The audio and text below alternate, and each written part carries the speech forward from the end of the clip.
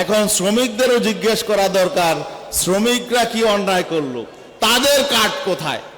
শ্রমিকের স্বার্থ রক্ষায় শ্রমের প্রতিটি খাতে শক্ত ভিত্তি স্থাপন করবে ইসলামী শ্রমিক আন্দোলন।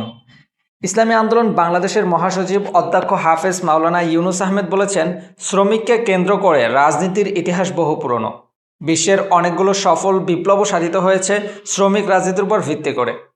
বাংলাদেশেও শ্রমিক রাজনীতির ইতিহাস অনেক সমৃদ্ধ, কিন্তু শ্রমিকের ভাগ্যের কথা চিন্তা করলে দেখা যায় পরিস্থিতি দিন দিন আরও খারাপ হয়েছে। গত 9 মে শনিবার বিকালে পুরানা পল্টনের দলের কেন্দ্রীয় কার্যালয়ে ইসলামী শ্রমিক আন্দোলনের সাথে এক মতবিনিময় সভায় প্রধান অতিথির বক্তব্যে তিনি এসব বলেন। এ যাবৎকালে শ্রমিকদের কেবল রাজনৈতিক স্বার্থে ব্যবহার করা হয়েছে। তিনি বলেন, ইসলামী শ্রমিক আন্দোলনকে প্রচলিত এই ধারা রোধ করতে হবে এবং সত্যিকার অর্থে শ্রমিক বান্ধব রাজনীতি গড়ে তুলতে হবে। মতবিনিময় সভায় বিশেষ বক্তা হিসেবে উপস্থিত ছিলেন ইসলামী আন্দোলন বাংলাদেশের যুগ্ম মহাসচিব ও দলীয় মুখপাত্র মাওলানা গাজী আতাউর রহমান। তিনি প্রচলিত শ্রমিক রাজনীতির সমালোচনা করে বলেন, বর্তমানে মালিক ও শ্রমিকের সম্পর্ককে একটি সংঘাতময় এবং সাংঘর্ষিক রূপ দেওয়া হয়েছে।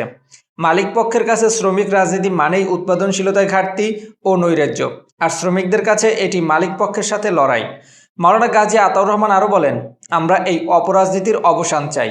ইসলামী শ্রমিক আন্দোলন মনে করে শ্রমিক রাজনীতি হলো মালিক ও শ্রমিকের পারস্পরিক বোঝাপড়া এবং উভয়ের স্বার্থ নিশ্চিত করার একটি মাধ্যম। এই কল্যাণময় রাজনীতির বার্তা শ্রমের প্রতিটি খাতে ছড়িয়ে দেওয়ার আহ্বান জানান তিনি। উক্ত মতবিনিময় সভায় ইসলামী শ্রমিক আন্দোলনের কেন্দ্রীয় নেতৃবৃন্দ উপস্থিত ছিলেন।